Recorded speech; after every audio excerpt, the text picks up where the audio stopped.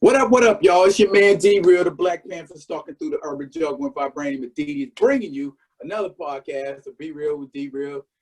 Quit your grinning, drop your linen. The show is on. And we're talking about art today. And in order to talk about art, I needed an artist. So I only know like one or two like true artists, and this man is one of them. So on the show today, we got local artist Nelson Guardo. What's up, Nell? Hey, how you doing? What's up, Be Real? To have to be on your show. All right. So we ain't gonna miss nothing. We're gonna dive right off into it. And like, I mean, I've seen your work. And the first question I had was like, okay, what if you had to like encapsulate or call your art something, you know, like a style or something like that, what style of art is it that you do? And first of all, what's your format? Oh my gosh, what's my format? So growing up, coming from New York, my format was used to go from paper to murals, to wall art, and back into paintings. I grew up as a graffiti artist, and it wasn't until high school that one high school teacher kind of guided me into fine art. You know, I did some paintings over there in New York as a kid before I joined the military. But so, as far as my media is concerned, right now, I dabble between my canvas work, and I'm also working a lot of graphic stuff, you know, along with the sketches and sketch work I do around, around the city and murals I do locally here and there in between. So I have a number of mediums per se. It's kind of what I feel like doing. It's what I like to do. It's fun for me, you know. Do you have some stuff up locally that that we might be able to recognize immediately?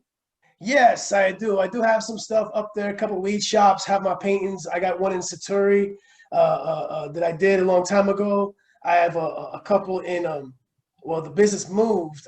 It's the gym. I didn't even know the name of it. Like, I want to plug the place. See, look how terrible I am.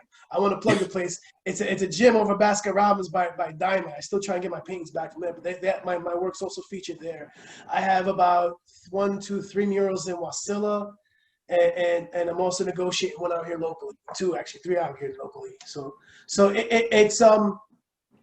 it's a business that's heavily evolving, especially with the times, with Corona and everything like that. That it's kind of like flourishing. Do you do like drafts, or like if somebody was like, hey, yo, Nell, I would like you to put this on a canvas for me. Do you do stuff like that? Yeah. There's a lot of I get a lot of requests for portraits a lot. That even my own family suffer. And look how a terrible son I am. My mom, for the longest, has asked me to do like a painting of hers, which I need to get done. I really do need to finish painting my mother. but you gotta take care of mom. No, for real. Like she's the one who put up with the most of me. Like I'm okay, between me and my brother, I'm the fun son. So yeah. Okay, I can see that. I'm like fun in a good way. I'm like more of a cliffhanger, like from the streets of New York. I was like, like kind of like I'm like a real good episode season 24. There you go. Boom. Okay, a season of 24. Yeah, non-stop, raising and on the edge of your seat. That kind of fun? But it ended well. It ended well. I progressed, and now I'm an owner of my own studio. And currently, doing that full time and actually being in a position that it can fully take care of my family. It was really a blessing.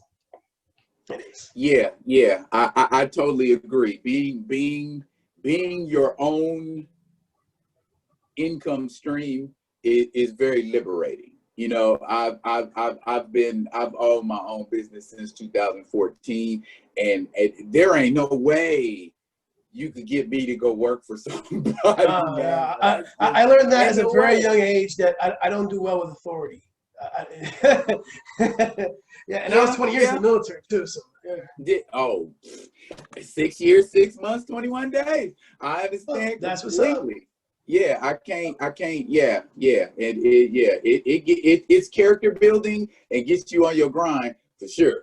It took me a little while. I mean, you know, we get caught up in stuff. We get caught up in women. We get caught up in situations, and they get you sidetracked. And I don't necessarily say, you know, it was totally that. I mean, I was a bit of a hellion in my day as well. But yeah, I saw the pictures. Yeah, if you look on Daryl's Facebook, he has some of his pictures. Yeah, he looks like the bad kid out of every like old episode of Mr. Belvedere. You know, like the bad kid that shows up like, hey guys, but he looked like, you know, when the authority comes, he's gonna be like, oh no, it wasn't me, Mr. Johnson. It was you try to stop the fight. You know what, that picture is very misleading because I could tell that picture was done on a day because like it was a picture. I had to go take portraits with my moms.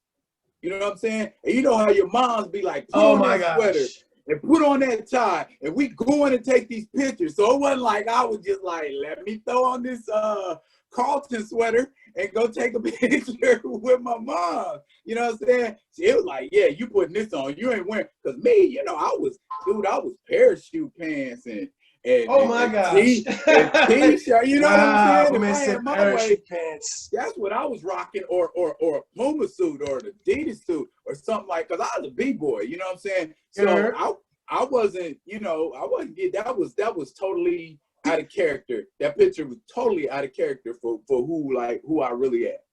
You know, and I had this discussion with somebody. Like I had these young guys. Like there's young guys that come up, you know, like they stop by my house. Guys who I train with locally. You know, great kids. You know, they come by and we had this discussion about like clothing and stuff. Like where does a person of our generation go? Because like I can't be like dressing like Brooks Brothers. It's not my thing. You know, like I was. That's never been my character. I'm always gonna be like sweatsuited out at Tim's. It's just right. I just. You know, I don't. What's the word I'm looking? I don't. What is the? I don't assimilate well. Okay. I always kind of been one way. I understand that. I mean, don't get it twisted. There's times, you know, I get zooted and booted with the best of them. But yeah. I mean, that's terrible. You shouldn't do that. That whatever. It's not. I don't feel comfortable. You know what I mean? I look good, but I don't. It's like, okay, I can do this for a couple hours, man, but I'm gonna need to get into some sweats after this. You know what I mean?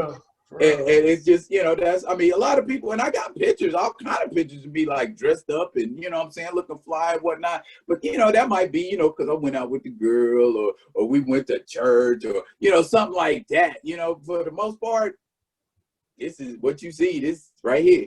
You know what I'm saying? But I'm on a tangent. Let me reel that shit back in. Do you have a favorite artist? Do I have a favorite artist? Oh my gosh. Well, you know, here's the thing. Like, and it sounds, you know, people. I have artists that I like, do I enjoy, but do I have someone that I say, oh yeah, that's the person trying to, like, I always kind of been on my own like kind of my thing, you know, like there's artists I think that are mad dope, you know, they're to me art,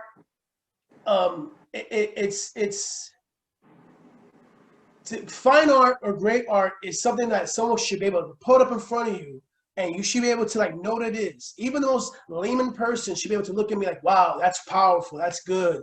Or they should get it without someone trying to give you like a $10 word to tell you what it is. You know, I'm not trying to sit there and criticize whatever, but like if an artist has explained their work to me, oh, this is the, you know, the surrealism of the Posmo, whatever. I'm like, okay, well, it don't mean nothing to me. To me, it's a hustle. But because growing up in the fine art landscape, or it's not growing up, but seeing the fine art landscape in New York when I was a kid, it's a hustle. You know, it's a hustle for real. There's a lot of guys that put money away in art, and not to knock it, you know, everything's a hustle. Not, you know, it's how you sleep at night. But as far as the world as like favorite artists, to go back to that original statement, I give respect to anyone that influenced the culture. Okay. So if we was to say, and I'm just pulling you know, shit out of my ass. That didn't sound right. Okay. I got Andy Warhol. His work Andy was Warhol, influential, he as a but very, not. I like Andy Warhol. I like Andy Warhol as general as an artist. His statement, as far as what I took away from Andy Warhol, because I don't look at the artist, I look at the artist as he is a painter himself. So Andy Warhol's original work was very, very good. He was actually really great technical. Like he could draw you just looking at you. You know what I'm saying? But like his later statements of of art, like he just like everyone was sitting there talking about how dope this shit is, but he was like, yo, I'm just freaking throwing paint on the canvas, you paying for it, you know? So he was kind of like drugged out, and I'm not saying he's drugged out allegedly, but like it's like Andy Warhol's statement to a lot of like the artists of his time frame was like y'all gonna pay for it, so we don't give a fuck, you know? So as far as Andy Warhol, you know, yo, he definitely influenced the culture. So, yo, big respect to Andy Warhol. Campbell's soup cans and Marilyn Monroe. The His Prince, claim you to know, fame. to me, the statements wasn't himself. Like he was trying to say like everything was art, you know. And as far as my takeaway, you know, I'm pretty sure there's a guy with a piece of paper in a building that's gonna tell me who went to a guy with a degree in the bullshit. That's gonna disagree with me, but I don't give a fuck. I used to get punched in the face for art, so whatever. You know, that's what graffiti artist is. You grew up in the block, you drew your art, and someone's gonna criticize you to your face. That's what's growing up in New York and Yonkers as a young artist. I got into many fist fights, win and lose because of artwork and just like tagging my name and this, that, and the third. So I'm pretty sure somebody with a master's degree and he paid $1 billion for it, whatever's gonna tell me whatever. But we can throw blows. Okay.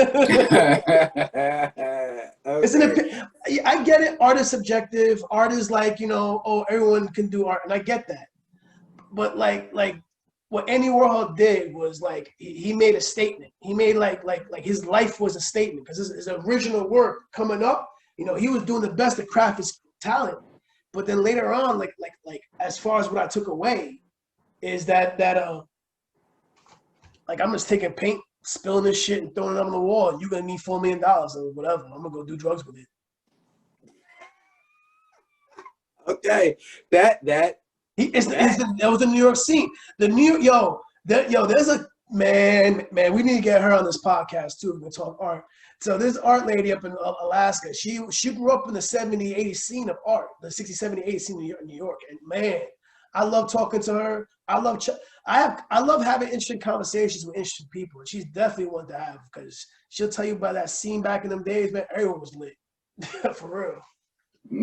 okay. And speaking of that, inspiration. Where do you get inspiration from? What inspires you? Like for instance, when I'm doing poetry, I'm inspired to write sometimes by my environment, by specific people, by events, you know what I'm saying? Or I could just wake up in the morning and say, I feel like writing this. So, I mean, is it the same with you when you're painting? So a lot of my inspiration comes from the culture itself, from society. You know, whether it comes into like some of the later work I'm doing right now. I'm working on a couple of graphic novels right now. It's a long, drawn out process for writing versus painting, because it takes a lot to really flesh out characters. But when it comes to like paintings itself, life in general, you know, I like to paint things that I could sit there and I saw per se, you know, like my experiences in the military, my experiences in the streets of New York, and just my experiences and my moods. Like, you know, the one feature behind me was one of a kid that I grew up with, no names, but it was just the sacrifice he kind of made to become himself in the statement. So, you know, Okay. he had to get rid of his own heart to become himself, and it's sad because what that person became. But you know, he may have been forgotten, but his idea and his you know what he was, what he did, You know, I hope that I was able to capture that. That was inspired for this painting. I have other ones where I just can be out and about, and there's so many stories you see around people that like when you watch them, you know, like the homeless person in the corner, the person on Facebook looking for likes, you know, the person who's suffering in silence, but like, you know, cries out in the open. There's so many stories out there that you know, everyone's inspiration, and everyone can end up a tapestry. You know, I see somebody, I could talk to him, have a conversation, be like, yo, that dude's dope, man. Like, he has a dope story. Yeah, yeah. Do you find yourself getting pigeonholed with your art? Pigeonholed? Well, what do I mean by that? Like, example, okay, I have a poem that I wrote way back in 2003. Motherfuckers still ask me to this very day, do that poem. Fuck the other 800,000 million billion poems I done written in between 2003 and 2020. Every time people see me, it's kind of like, okay, every time people see me, if I'm Prince, do Purple Rain. It's like, I got 8 trillion songs, bro. Why do you keep asking to hear Purple Rain? So is there any, do you ever get pigeonholed where mugs want you to do a piece about this particular subject, or they want you to do some art about this particular thing all the time? Because I know that stifles you as an artist. Well, you know, I look at other artists and I study other ones, like, you know, and when I say artist, it could be any genre. You look at like Eminem, you look at like Salvatore Dali, or was it no, Charlie Chaplin. That's a better example. You know, okay. Those people that they find their hook, but they become enslaved to it. You know, and I would like. You know, it's great to have a breakout piece, you know, and everyone, you know, oh, that's what you got to do to keep it popping. But then you got to decide what's more important. Like, who you making these paintings for? Are you making for the society? Are you making for yourself? I make my paintings for me. I make my paintings for whatever. And I'm only blessed that people will find it, like even 1 or 2 or 3 people find enough interest to pay me good money for them. So I'm blessed that in that position. And it could be easy to give into like, okay, I'm gonna go that route. And I know I talk bad about anyone who's like, you know, if someone got success playing their position, you know, as long as you feel like you're honest to yourself, that's fine. But then where's the growth? You know, it took a lot of growth. Like, there's a lot of young kids out there that can come out right now and probably draw better than me, but they don't have my life experience to know what it feels. You know, that's how come you got a lot of these science fiction animes and these things have a great story, but when it goes to certain things, it's like, that don't make sense, you know? Right. You know, people don't fight like that. People don't do like that. People don't react that way. People don't feel that way when they get shot. People don't feel that way when they get hurt. So, and I'm not trying to take away from their art, but to bring it back all into like what I'm trying to say in a nutshell is that, you know, if you're an artist out there looking for fame and fortune, yo, more power to you. You find something, and you know, you give what the people want. But if you're an artist for yourself, then because you grow, you know. Mariah Carey tried to grow, and every time she tries to grow, they bang her back into, you know, into, oh, you should be like this and hit these high notes. You know, Eminem tries to grow, but he has to go back on, you know, he has to be angry. And yeah, you don't want to be angry at freaking 40, like that. When you're angry at 40, it's different when you're angry at 20. Angry at 40 is high blood pressure and fuck that. Hypertension and shit. Yeah, but no if you gotta pay the bills and your bills for 40 million, you gotta do what you gotta do. You know, and you know, it's your creativity is a whale that you have to conquer. Okay. Oh, that's deep. That's deep. You know, okay. Creativity, yo, you could make a most dope piece, but like, yo, Michelangelo, he didn't finish almost all of his. He hated the Mona Lisa. You know that? He didn't want to even finish Mona Lisa. He kept on freaking fixing it, because that wasn't his thing. He wanted to sit there and invent shit that y'all were thinking about. He was drawing jet plaques and gliders but no one was buying his inventions. They're like, man, that's just crazy. How much for them paintings? Like, yeah, let me do another one. And he want to do that shit, but yeah, do a couple of them to pay the bills. You know, Da Right. Vinci couldn't draw at all, at all. Da Vinci had zero talent. He learned all his style from studying that shit. He was broke as a joke at like 30 or something like that, or 40.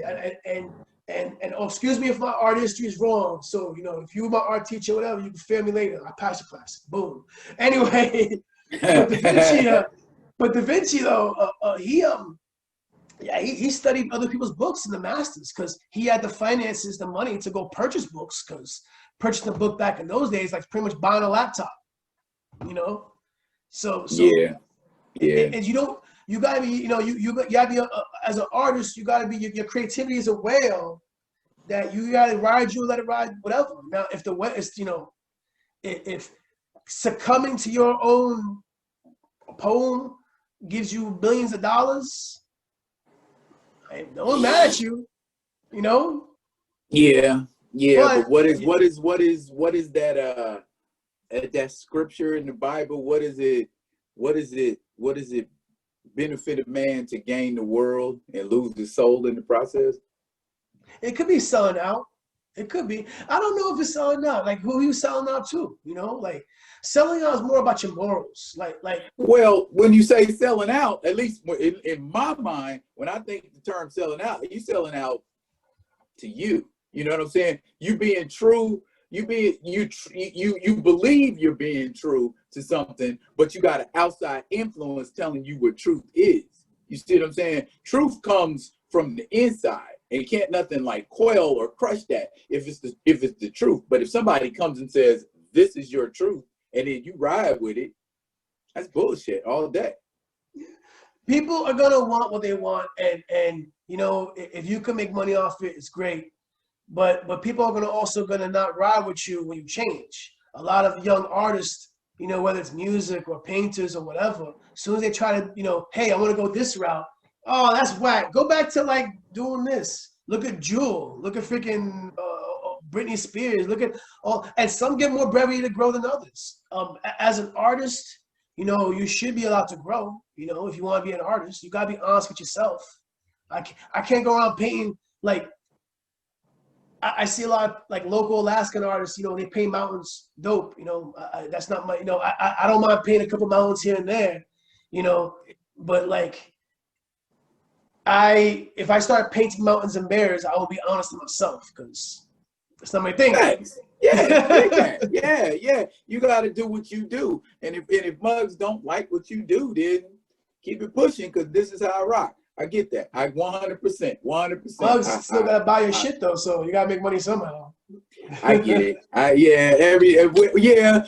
I mean, you can variate, but don't sell out to that concept. You see what I'm saying? I mean, every now and then, if you got to paint a cloud, fuck, you got to paint a cloud. Somebody tell you they're gonna give you like 5 G's to paint a cloud. Well, then I'm painting that cloud.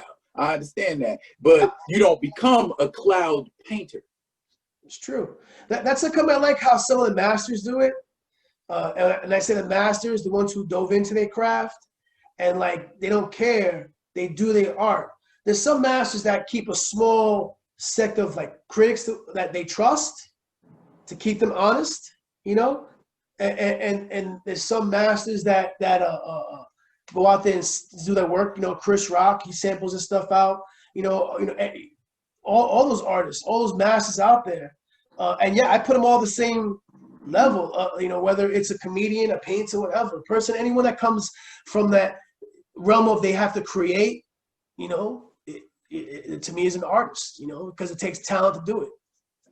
Yeah. I mean, doing improv, doing stand-up, I mean, even singing, you know what I'm saying? That takes a certain degree of creativity, especially if you got to do it off the cuff, you know? Well, and appeal to the masses.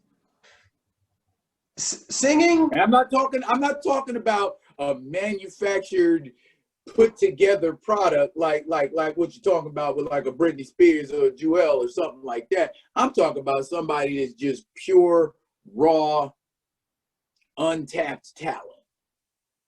You can't build that.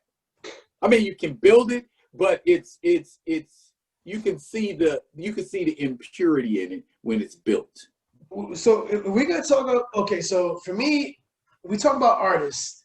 You're talking about a person that it can tap into the creative side. You know, a lot of people can do it, And and still able be to true to what they do. whip it and into their in a way that is like higher than others. You know what I'm saying? Like there's people that could cook waffles, and but there's people that can whip it together with the right amount of ingredients and with their palate and imagination, creativity can make chicken and waffles. You know what I'm saying? Someone Right. had to think about that. You know what I'm saying? Someone had to look at the waffles, look at chicken. Just saying. Look, you talking about chicken and waffles? I'm getting hungry. For real. For real. Now, you, sir, are a dyed-in-the-wool geek. Yes. Like myself. Okay.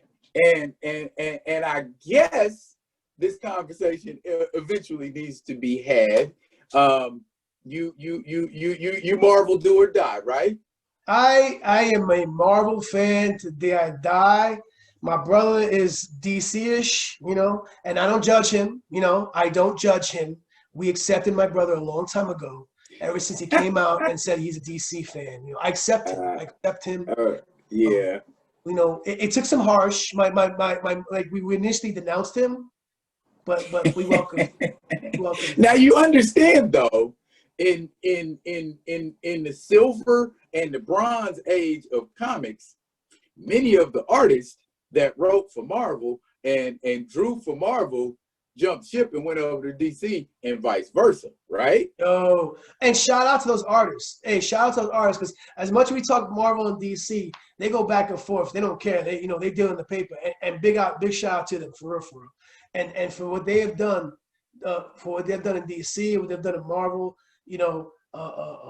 it's a testament to what they've accomplished. So excuse me if you hear me bang on DC. It's more of like I feel like I'm beating on my brother a little bit. That's all. So. Yeah, well, we all know DC is OP anyway. Okay. I was being nice a second ago. And they suffer from writers plot low devices. jobs. I guess that's the best from a way. Decrepit Batman. And why already? why do people think the greatest form of art in comics is Batman? I've never understood that. Okay, so I think Batman was a great idea as the great detective. He had some great hot stories, but we've been there, we've done that. The Joker's so crazy. He's not crazy. He's insane. Now there's 3 Jokers. There's 5 Jokers. Joker and a half. I get it. There's multiverses. It's very you're a slave to the story. Kill him off already. Either kill him off, retire the dude. If y'all want to look at Batman, republish the old stories. Just republish the old ones. They did. They killed him off and retired him, but he came back both times. We all know when a character is retired in comics, it's never permanent. Never permanent. I mean, they broke his back and put him in a wheelchair. He got up and came back from that. Darkseid actually vaporized him and sent him through time, and he came back through that. I'm like, okay, that's worse. The guy that knows everything. He's literally not even human anymore. So to me, Batman. How much of a dick do you gotta be a billionaire to go into poor neighborhoods to beat up poor people with no insurance and put them in hospitals just so they can so they can go back what's up with that? If you really want to save Gotham City, why don't you make some Gotham bat jobs? Hey, look at a bat grocery store and a bat pharmacy. How about that? I don't know, whatever. That wouldn't be very exciting to read. And then they're still doing this Superman versus Batman. Oh my, come on. Let's get off it. Stop. I don't care if I don't care if you're freaking the smartest whatever human being. That's still Superman. What is the smartest flea to the freaking to a cat? Okay. Counterpoint. the Injustice series. That was good. That was good. How come? But they didn't rock it though. How come he hasn't killed Batman?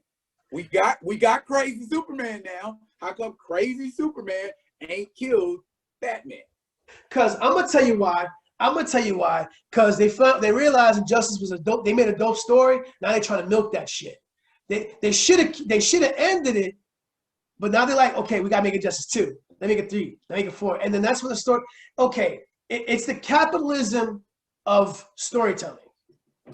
Star Wars happens to all the greats. Like if you ain't got a freaking 10-part Game of Thrones series planned out, they're gonna milk your shit forever. And I get it, to each his own. If you got a good story to milk, by all means milk it. You know what I'm saying? If you got a good story, a good universe that can produce, then milk it all day long. But if you're gonna go into this okay, now I betrayed you, betrayed me, now we're gonna work together to fight a greater evil, then and it's you don't give the fans that you gotta close it off. It's like drug dealing. Sometimes you gotta introduce a new drug. I don't care if you cut it, but say, yo, no, that's crack 2 is out. You gotta add crack 3, crack 4, crack fresh, pink crack. You know what I'm saying? Allegedly, I have no idea how these operations work. I have never in my life. Anyway. I got it. Okay, so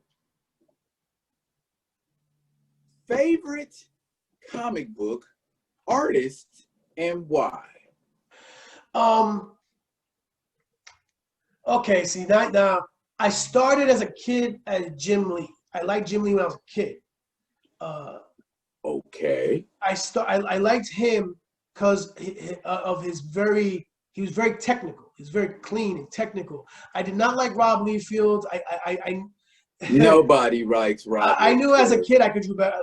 No disrespect to Rob Liefeld. I can draw better. Yeah, I can draw better than Rob Liefeld. But I didn't. But I grew up more on Jim Lee, and then Tom McFarlane was another one that heavily influenced me with his character design. But then after that, I went into other artists. What's his name? Freaking Alex Ross for his painting style. Right. That's one of my favorites. There's obviously I like a lot of comic book artists for their drawing, but there's some that I enjoy for their writing. Some more than others. Right. So some I feel that are, they just kind of repeat themselves. I enjoy Frank Miller a lot. So yeah, the artists drawing is great. There's a lot of great guys who draw. I know guys like Morbius and freaking those guys, oh my gosh, those guys who freaking draw like crazy, whatever. But when the story's whack, it's okay, well the panels look dope, so that's what I do. So right.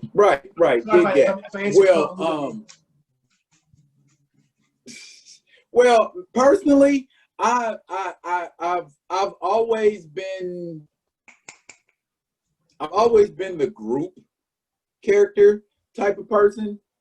More bang for your bucks, because that was my whole thing. If I was buying comics, I was trying to find as many superheroes in one comic as I could. And I always ended up digging Avengers. Yep. And in my opinion, nobody draws a group of characters on a page better than George Perez. George Perez has worked on Avengers. He's worked on Teen Titans. He's worked on Fantastic Four. All the major titles he's worked on, and I've never seen anybody cram as many characters as you could possibly cram on a page, and that shit still look good. Yeah. Justice League, he's done Justice League. He can cram 8, 9, 10, 11 characters on a page, sometimes more. But the placement is what I think is so great about how, he puts care. You can have 15, 16 people on a page fighting. I'm thinking, of a particular comic. I think it's Avengers from in the late 70s, early 80s, and they was fighting this cat named Korvac. and the dude had like a portion of like the power cosmic. I know I'm kicking out nerd terms from a realist, but Nelson understands what I'm saying, and that's all that matters. Okay. And it took like, well, I would say it took, but the Avengers and the Guardians of the Galaxy and they all basically kind of like what you got in Endgame. And he was mopping them. He was just mopping, and it was just the pictures and the, you know, and they were, and the crazy part is they were fighting in a house. You know, wasn't in the city. It wasn't, you know, out in a canyon or deep. It was in, dude had a nice little upstate New York house, and they went and found him at this house, and they were in this house, and furniture was literally moving, but it was like a battle for the outcome of the universe. If they'd have lost, this cat would have been able to basically kind of just rewrite history, but he's like mopping, and you can see how it's the way Perez draws it, how everybody's like, everybody gets mopped a different way, you know? So, and it's just a display of his artistic skill and his ability to just like cram a bunch of shit on one page and it still look relevant. I got one for you. The creative Akira. Okay. Right. Okay. So right now, if I say like best comic book artist, not best, but like my you know, my top 5. Everything's a top 5 nowadays, right? Everyone got top 5 rappers. Yeah. I'll put a Otomo, creator Akira on it. The reason I say that is if you ever look at the original Akira book, even the comic, even the movie itself. First of all, everyone who watched that movie, I had a discussion with a friend who watched it the other day. That movie's hand drawn. Like you go back and watch it, like you don't think about it. Okay, yeah, it's Akira, whatever, you know, because you look at today's anime standards and cartoon standards. Sales, they use sales. You know, but like that original Akira came out during Lion King, during freaking before like when Disney was still doing like sleeping 1980, the 1980 series. They're Little Mermaid, Hercules, Little Mermaid. So like Akira was like all them Japanese dudes. The only reason it came to America was for word of mouth and VHS, flat out. Now his original comic, he wrote it like. If you look at his comic, they know big credits of producers and inkers and editors is one name, his name. He did it all solo. The only thing he included was like 3 Americans for coloring when he did the American translations for coloring and like that. Because when he hit Japan, and even the statement in Akira itself, like. I know I'm going really deep. I know you guys up here, I'm talking to you. You guys all like up in the Star Wars land, and we up here, and we like up in, you know, like I'm going like into like, I'm chilling with Alice. Like she's on the couch, like smoking some of the weed. I'm down the rabbit hole. So if you ever go into Akira, the original books, the story, politics, political classism, we're talking about like it's just more than just one guy getting power. It's like one guy getting power, and then all these groups, religious groups, political groups, like everyone like on an even playing field, even with the high school kids. And and that came out during the 80s, during all that 80s. Freaking Tiananmen Square, that politics. Yeah. So that's some real shit. Yeah. That's some like real like you want to get into some real like deep art comic book stuff. X-Men's dope.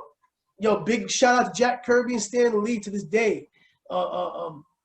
For they created to be daring enough to make those comics during that time frame. You make a comic called Black Panther during the 1967 when the Black Panthers were actually marching. To make comics like the X-Men and to highlight the civil rights era in the face of kids, so that when they kids go watch it, like they were literally teaching kids Malcolm X and Martin Luther King with the X-Men. Was Daredevil the first handicapped superhero? Yep.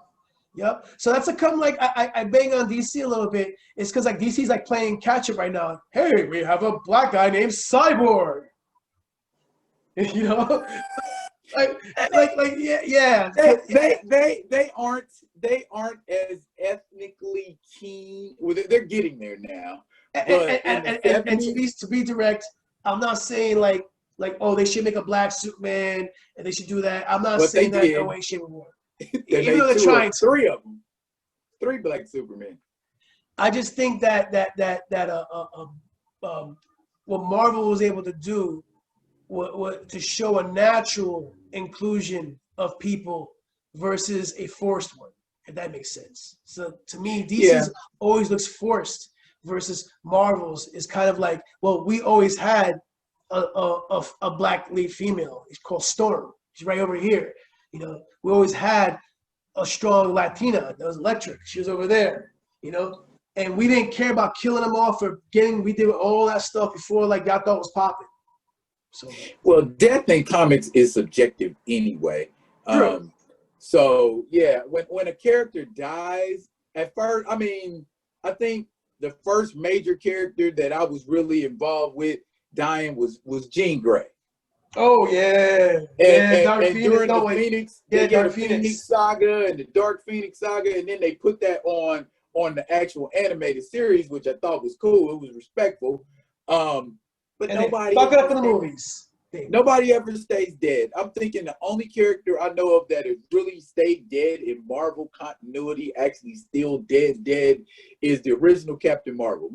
And Gwen Stacy. The clones, if you count the Multiverse. clones. You know, Spider-Man's kind of suffered from the Batman's disease a little bit. He's starting to catch it now. He's starting to catch and I blame it on that when they did that reset, that last day. I Yeah. thought that was that made Spider-Man look like a lack of a better term, like a bitch ass. It was kind of a bitch ass move. Like you gonna give up your marriage, your child, to let your auntie live? Who thinks like that? Well, now Aunt May, okay. Aunt May So ain't just a aunt, though. let's put it in perspective. Okay, you have an aunt that raised you, and she's about to die, and you know she's gonna live in the afterlife. She's going on to the afterlife. You know, he knows the afterlife because you fought heaven and hell. You're Spider-Man, so you know there's supernatural out there. So Okay. but you want to keep her in this realm just a little longer, sacrificing Mary Jane, this woman you obsessed about, for like you never cheated on Mary Jane, you never freaking no, you never fooled around. You know she's bad in every comic. You not once had they complained outside of her complaining about him, You married this chick. And she accepted you being a broke superhero. You're not even Tony Stark. You're a broke superhero. You like you Spider-Man. You over here like saving people for free and shit. you run up the insurance bill. Yeah, you got superpowers. But yo, them costumes expensive. That chemical's expensive. We live in the smallest apartment. And you're gonna ditch me just to keep DP alive longer? Which story can you get the most mileage out of? That was whack though. Like that was whack. We rocked with Spider-Man this long because we grew up with Spider-Man.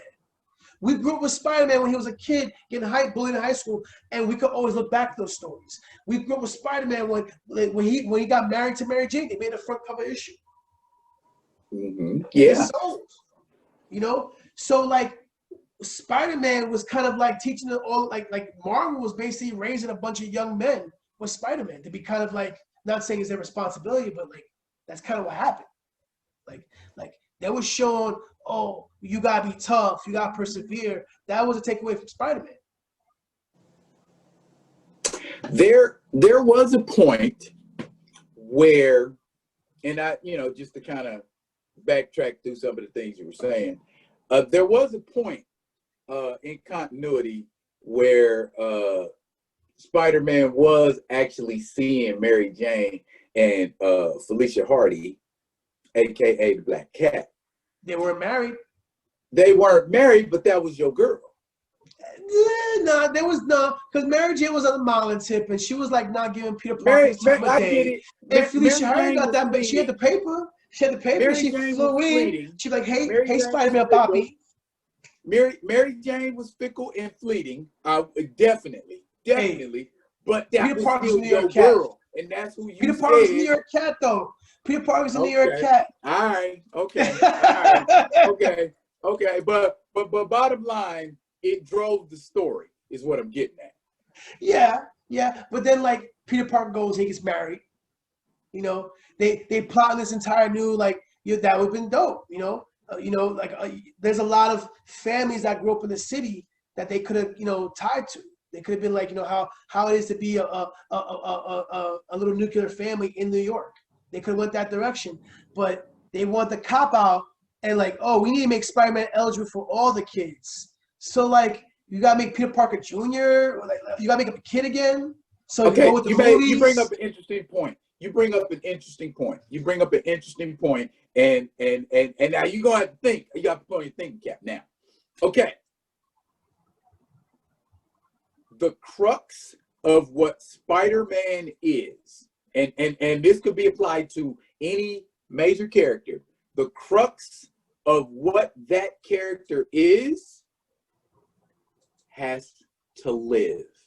Okay? And when a character evolves, i.e., getting married, having children, if you don't have a good enough writer to lay that out in a way where the evolution of it seems natural, it seems like the next natural step for that artist, then that artist is going to lose readers. That artist is going to lose popularity. Then on top of that, you got other generations. Like for instance, a cat who reads Spider-Man in the 2000s is not going to get the same experience with Spider-Man as a cat who read Spider-Man in the late 60s, early 70s.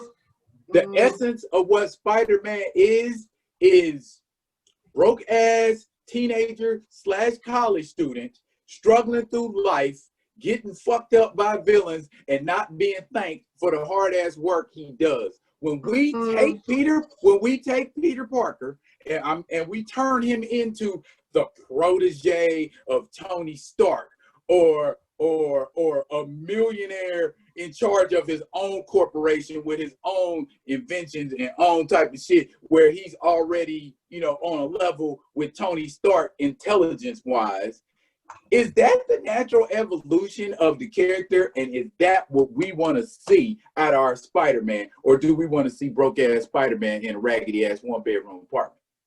I think that what you call it, I think that Spider-Man, okay.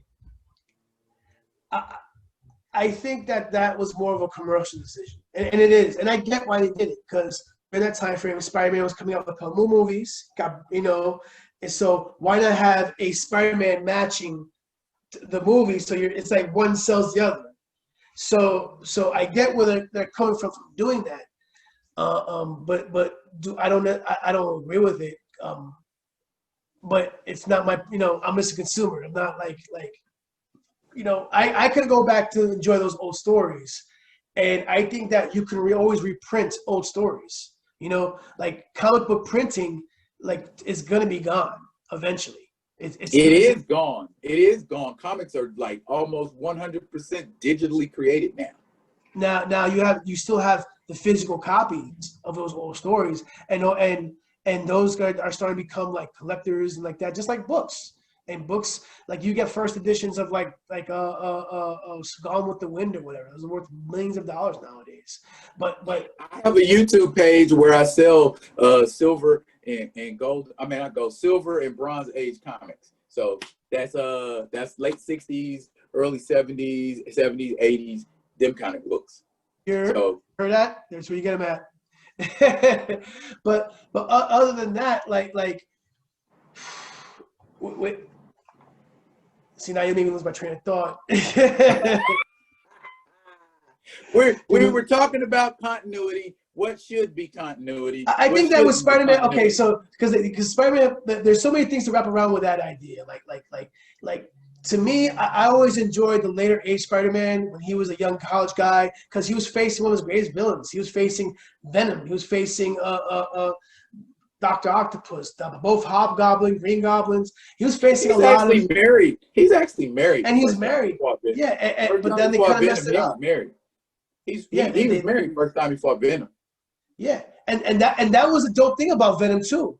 See, and that's what like I Because he get went it. to the apartment. He went to the apartment and threatened Mary Jane. Yeah, that was Venom. That was see the movie industry is going to miss on Venom, and they're going to miss on the concept of Venom. Venom looks great. He's a great looking design. Spider-Man with teeth. That was great. But what made Venom a dope villain and almost got the title of Spider-Man's greatest villain was the fact that he was the only villain that knew Spider-Man in, out, personal relationships. Like a villain that knows where your mom works at, where your sister lives, and you can't do nothing to protect him. Because that was Spider-Man's thing. He can't protect, you try to protect all his people. And Venom is it's like showing up to you, like your worst enemy who wants to kill you, walking into your house, having dinner with your mom, and like you can't say nothing because he's having fun with that. That was Venom. That was the story of Venom. But now they turn it into like I get it. He progressed into a hero now, but like that story itself is going to be missed onto Hollywood because they kind of shot their load. They want we should show Venom now because he looks so cool.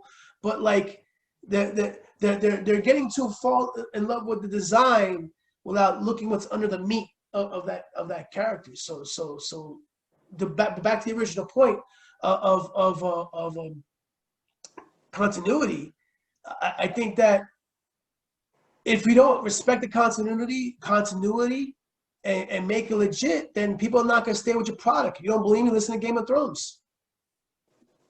Look at Star Wars. Star Wars is falling off big time. The only thing that's holding right now is the Mandalorian. And like I barely watched it. Yeah, facts. You just brought up an amazing question that I was thinking about while you were talking. Okay. I was reading this book. I forget the title of it, but it was comparing Marvel and DC heroes in different like categories and who is the best overall superhero. And they were talking, there was one chapter where they were talking about who protects their city better. Oh, okay. And the choices were Spider-Man or Batman. I would live in New York in a heartbeat. Yeah, Gotham seems more dangerous than any real city I've ever. Well, hold up a second. Whoa. Let me back it up. I might move to Gotham though.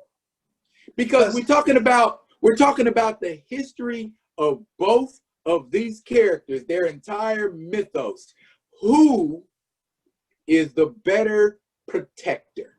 Okay, so Spider-Man has cleaner streets. New York is cleaner. The lights always work. Gotham's always dark. Everyone's getting mugged in Gotham, but there's only one Batman protector. And according to their mythos, you're more likely to win the lottery than to run into Batman. So that means that's robbing like everybody. Like you got one guy in his cape with a belt protecting, not even with a gun, with a belt.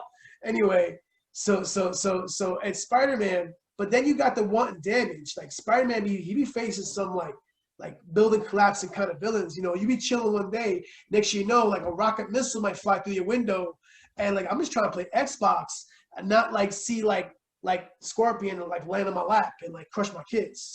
So like I think insurance will be higher in New York, but in Gotham, I'll have to defend for my own life more.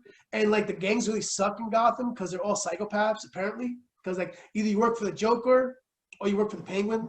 There's no like middle ground criminal. There's no like, listen, I'm just trying to do petty crime, not trying to. These guys like you got to join our gang. You gotta go and like paint your face into a clown and like kill somebody. Black Mask is kind of a mid-level. He's abusive to his people. He shoots them all the time. Hey, we just talk about mid-range villains, but you see, you're peeling back more layers, and you I think making I me would go to think. Central City. Flash is all over everything. Like there's like literally zero crime. Like he like catches criminals like that. Like Yeah, but his criminals always come back, listen, and then it could be argued. as long as I'm And not it could breaking be them out, argued. I didn't snitch Most on them. of They're not coming after me. most of the Flash's villains aren't, with the exception of maybe the Reverse Flash. None of his villains are truly ruthless. Well, Reverse Flash is messing with the Flash. He ain't messing with me. I'm looking at as being a citizen in this area. So like I don't mind like chilling. Like, oh look, they're fighting. Okay, well let me Yeah, go. but my point being, Central City ain't a hard city to keep safe. And you can run at the speed of light. Okay, that's not hard for you. That's like, okay, I put you in a city that's filled with Girl Scouts and maybe one or two high school wrestlers. Could you keep that city safe? Sure, you could. Well, you know, them Girl Scouts, you know, it's a market. They really spread themselves out there. You know, they got some Okay. Let's do it like this then. Look at, and since you brought up Flash, look at Flash, Batman, and Spider-Man's rogues gallery, and tell me who's got the more dangerous, vicious criminals in their gallery. Now, am I saying this as a person, as a citizen, or as a person facing them? Period. No. Like you're saying to move these cities, right? I have to live in a city with these rogues galleries, right? Okay, so it's safe to say that if you had to pick one of those three cities to live in, I'm confident it would be Central City. Yeah, I would live in Central. Yeah, and that's my point. Yeah, because even though you put a couple of Flashes in Central City and shit, there ain't no crime. Exactly. But New York, you'll never get rid of all those villains. Well, New York has. You'll never, not permanently. New York has the streets are cleaner, but the other thing I can't deal with is the projectiles, the missiles. You know, Rhino coming through, barreling through something. Spider-Man don't fight no like little like guys. I'll give you one. Carnage. Oh yeah, Carnage killing everybody. And he don't give a shit about nothing. He's killing everybody. He's killing everybody. Carnage is the old dog of Marvel Comics. Yeah, too bad they're gonna fuck him up. I mean, that's what you were literally saying. Here, we're gonna give superpowers to a serial killer. Yeah. He's getting ready to come out of the movies, I guess. So we'll see how that goes. And I would say, yeah, New York would be the more dangerous place to live, because you pointed it out. His Rose Gallery is Dr. Octopus. His Rose Gallery is the Rhino. His Rose Gallery is Venom. His Rose Gallery is the Sandman. You know, you ain't just dealing with crazy people that got gadgets. They got powers and stuff. I can't deal with no powers. The Scorpion. You're dealing with crazy metahumans. But then you got Gotham. I can't tell if the water's poisoned today or not. You know, I can't tell if someone's put gas all over the city. I'm just trying to go to work. Now I got a traffic jam because everyone's running from the gas to bring gas. What the hell is concrete? I'm gonna be late for work, man. most of Gotham's problems can be solved with lorazepam, Seroquel, and a couple of lobotomies. Just saying. Most of Gotham's problems.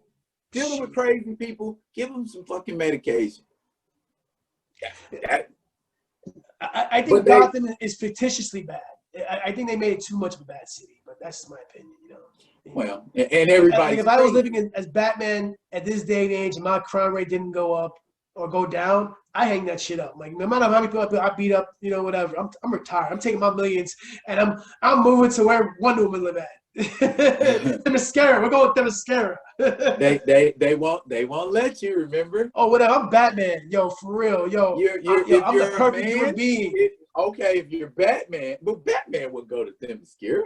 Exactly. He's a So perfect human being. Got it.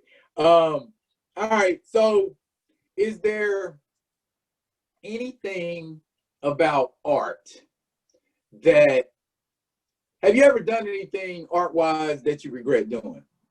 No. No? No. Never. Everything you did was like, yeah, I like that, and I'm gonna keep on liking it, and I don't care what nobody said. Well, this world is designed, it is scientifically designed to make you feel like shit, for real. Everyone got a critic, everyone got an opinion, and everyone's first opinion and reaction to something is always negative. And that's fine. That's this world's job. If you're not your own biggest fan, then, who's going to be? If you're not sitting there liking there's a lot of artists I sit there and hear them say, oh, I hate what I produce. Yeah, you don't think like that. Love what you produce. Love what you produce. And if you don't love it, draw it until you love it. If you're not about that life, you're not about that life. There's people out there that need a self-help book to tell them what to do and make themselves feel good about themselves, and big power up to them. Hope they find all the books. But if you can't learn to do it yourself, then what are you doing this job for? The story that always inspires me art-wise, and some people know it and some people don't, is with Stan Lee. And yes. Stan Lee, a lot of people don't know, was on the verge of fucking quitting comics. You know what I'm saying? He was done, and went home and told his wife, yo, fuck this, I'm done. I ain't doing comics no more. And she told him, you do one story the way you want to do it. And if the people like it, cool. If they don't, you could bow out and just be like, that's my torch song, I'm finished. And you know what he did, right? Fantastic Four. Exactly. Now, I feel like in retrospect, he was influenced because he was on the phone with the president at the time of DC, and the president was talking about, oh, I got this book about this squad called the Justice League, and it takes all of the heroes from Justice League, from different comics, and we put them together on one team. And Stan Lee was like, fuck it, I can do that. I'm gonna make a team, but you know what I'm gonna do? I'm gonna make them a fucked up dysfunctional family. And that shit hit. Yeah. And that was the formula he figured out. He got to put pathos in the comics. He got to put for real emotion in the comics. Because if you go back and you read like a Superman comic or a Batman comic or a Green Lantern comic or a Flash comic from like the late 50s, early 60s, that's just cookie cutter. And the story is like, the problem starts in the beginning, and by the end of the story, that shit's resolved. You go back and look at DC. Yeah. To a certain extent, it was like the big, like, it don't gotta be the big problem that's solved, but like a certain aspect is resolved. Yeah, they have very few comics that continue for like one issue or two issues or even three issues. Like you had story arcs. Stan Lee and Jack Kirby started that shit. People wasn't doing story arcs in comics before the 60s. You know what I'm saying? You didn't get shit like the Kree Skrull War or Thanos appearing in like 5 different comics in 1 month doing the same shit, and everybody's like, we all gotta go and stop him. You didn't get that. They gave curveballs, they gave tangents, they gave twists. But then in the 80s, when they started doing crossovers, I was like, that shit right there is about money. You trying to get me to buy 19 comics in 1 month. Granted, at that time, I was buying 19 comics. I'm about 18 of these comics. I'm not buying the last one. I protest. So it wasn't a big deal. You know what I'm saying? But you collect. As a collector, at least I'm going to speak for me, I collect what I like, not what's popular. And I tell everybody all the time, I do not own a copy of the Incredible Hulk number 181, and I'm not looking for a copy of Incredible Hulk 181. And everybody's like, what? Are you crazy? That's the first appearance of Wolverine. You should get that. I hope they do that in the movie. I really hope I got a reprint. I got a reprint. That's good enough for me. Well, I really hope that the Marvel Cinematic Universe introduces Wolverine that way. I really hope they do. I think they are. I don't know if they are going that direction. Right now, they're all quiet and they're tight-lipped, and all you hear is a bunch of YouTube guys out there commenting. Maybe some of them don't know. But what the Phase 4 is going to look like. If you don't find a buff, hairy 5'6" dude, it's not going to work. Big shout out to Hugh Jackman. He's a great actor. You know, I love his movies. He definitely did a good job with Wolverine, but he's 6'3". He's not my Wolverine. You know? No, he's not. He doesn't. He made a character like Wolverine. He made a Wolverine-esque character. He made his own version. Like his version of Wolverine is iconic. That even influenced the comic. So I'm not gonna sit there and say, oh, he did a bad job. He took he took a very two-dimensional character and gave him 3 dimensions. You know, he operated now, but to me, he did not capture all of what the comic was intended of Wolverine. You know, Wolverine is supposed to be, lack of a better term, an angry penis. That's what he's supposed to be. So, and they watered him down for the movie. They made him like a gentleman penis, and it's not the same. You know, Wolverine. That's seriously what he is. He's a metaphor for like. I don't think I've ever heard those 2 words used that way in the same sentence. Well, like gentleman penis. He's always a brawler. He's always a fighter. No, his always answer is fight first, ask questions later. You know, and that's always his persona, and it's always been his like. This guy has fought in every single war in America, flat out. He's lived for over 300 plus years, and he has a wealth of experience in martial arts. So he should be able to wash people hands down on fighting on a fighting level, flat out. You know? Yeah and no. Because we're talking about, you forget we talking about the Marvel Universe, and are you relegating your assessment to normal humans who live a normal human lifespan, or are we talking about? So my assessment, yeah, there are literally Olympians, Asgardians, Eternals who have been alive longer, way longer than Wolverine. Yeah, and the Marvel Universe right now has such a writing or like mixture that it's so like you can't really put who's what, where, and when, who's why, because there's so many. Who knows what age it like you could jump into stories now, and it'll be nothing like Spider-Man 300. If I go to Spider-Man 300 to go now, I don't know where Spider-Man's at. He's a fucking millionaire. He's in space. I don't know where he's at, and I don't even know who that dude is. You know. My point. That is my point. Is that what Spider-Man is supposed to be? No. I just they made him into something that one guy said I have a good idea. You got a whole generation. You got a whole generation that has never experienced. I gotta get these pictures to J. Jonah Jameson because I gotta pay rent and go put some money on Aunt May's medicine. And then when you get the check, it's only $300, but your bill is $700. Yeah, you got a whole generation that ain't experienced that realism, that realistic Spider-Man. We are in the future of intellectual properties, and intellectual properties are a billion-dollar business that you have to make your IP match, be strong, and be profitable for eons to come. So that, like, what is the future going to be? Is the future going to be versions of Spider-Man? We're going to have Superman 3000? Are we going to have like when do we have the new stories? You know, and that's that for me, for my art and from what my writings, I always want to go into something new, like something like not trying to make an IP, but I'm not trying to make an idea. You know? Somewhere between the 80s and the 90s, people in comics decided that comics needed timeline. because there was a point like where a hero or a character would age and they didn't age no more beyond that point, or they didn't evolve past that point. So I get the necessity to make, you know, it's like with Fantastic Four.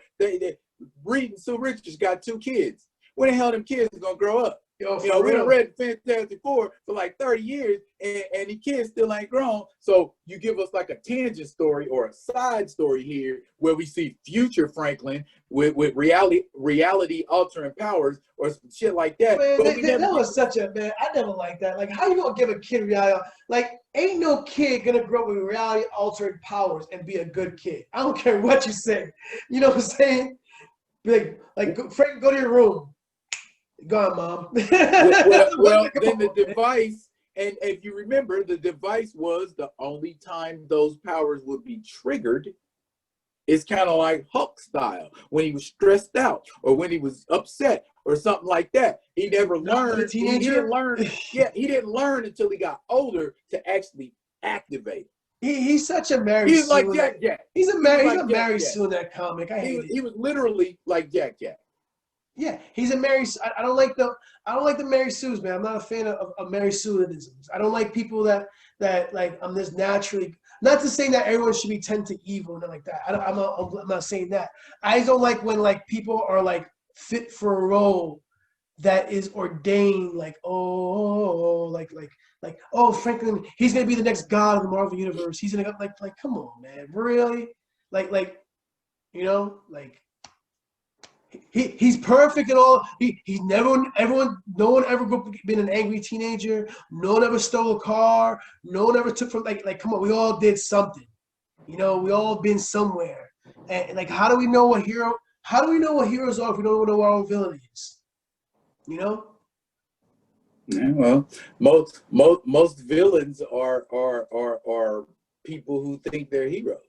Peter Parker didn't stop his Uncle Ben from the burglar from stopping that, which led him in on his journey, which is, to me, far better of an excuse to be a hero than Batman, my mom and dad's dead. Because I know a lot of guys that they got their mom and dad's been shot and they haven't done shit. You know, I didn't see him freaking put on no tights and no cape or nothing, you know. So to me, Batman is a psychopath. He's just a flat out psychopath because he's basically dressing like a bat. And the only excuse is that something that happened that he, luckily for his billions and billions of dollars, never had the luxury to deal with.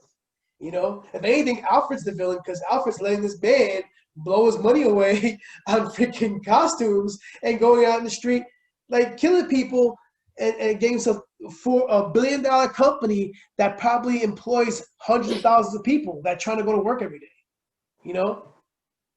Well, Lucius Fox should be in on that too. It's his fault. He does the gas. No fault. Like whatever, Master Ring, go fight whoever you're gonna fight. I'm gonna go take care of these checks and go to Barbados. Man, get the fuck out of here, man. So okay. Yeah. Okay, I hear you. Now I guess we are at the wrap up point. Of the show. For the record, I enjoyed this. This was thorough. I like interviews and engagements that open me up as well. And you've opened me up to some concepts that I may either have forgotten. You gotta check it out, man. Right. Look at get the old graphic novels, bro. Real quick, get the old graphic novels, man. All that's hand drawn, and he wrote that script himself. Okay. All right. Do you mess with Ninja Scroll? Oh yeah. Oh my, Ninja Scroll. Isn't that the same guy that did Akira? No, different guy. Ninja Scroll was a different company. Akira put me on to Ninja Scroll. Same company. See, Magna Company. Manga. Yo, forgive me, manga. Yo, I rock with you since I was like 11 years old, man. Yo, yeah. I stayed till 5 o'clock in the morning watching that manga, for real. I saw that robot. I was like, what is this? Yeah. But Ninja Scroll was dope for what it was. Yeah. Would you ever consider doing something like that? Ninja Scroll? I'm working on some projects like that. You know, I'm working on a couple of things Ninja Scroll-esque. Right now, my art is I'm working on more positive stories with the climate of COVID-19 and everything in the media. Everything's like so like, you know, I'm trying to write in this climate is very difficult because you got to put yourself in a bad situation and the bad feelings and that wears on you, man, for real. So I'm working on other stuff that's more positive-esque. But you know, once this one goes, I'm done with it. I'm gonna probably jump into some ninja stuff. Hey, I love ninjas. Yeah, yeah. I love ninjas for real, man. The ninjas are responsible for half the weapons I had in high school. Not that I carried any weapons in high school. Facts. Yeah, and still carry What? Never that. to this to this to this very to this very Well, day. Yes, yes. Oh yes, definitely. Look here now. It has been a pleasure and a privilege. Yo, It's for been a real. slice, bruh. Is there anything or anybody you want to plug before we wrap? Big shout out to my gym, Legacy Jiu Jitsu. We the Five for hooking me up with that also. That you know, for military veterans out there wanting to try Jiu Jitsu. Hey, it's a great program. I would recommend it to anybody who's out there, especially if you're a veteran. You're going through PTSD issues or whatever. It's a great outlet. It's not like some like you know like a gym where you know a bunch of people can be all ego driven. It's a really good community that you should be part of. And yeah, man, I got some stuff I'm working on right now. I'm not gonna plug it yet, but the next time hopefully when I come back here, I got ready to plug some more things. Yes, I am aware of some of your projects that you are working Be on. quiet, man. Top I'm secret. quiet. Church mouse. Like, what? Oh, I don't know what you're talking about. I don't know what you're talking about. Yeah, watch All out, right, man. cool, man. Shooters in the bush, man. Shooters in the bush. No comment. Bruh, like I said, it's been great. It's been a pleasure. Anytime you No, want to for do real, this man. again, just let a brother know. Doors is always open. Thanks, man. Thank you for having me. All right, no problem. All Peace. right. Peace.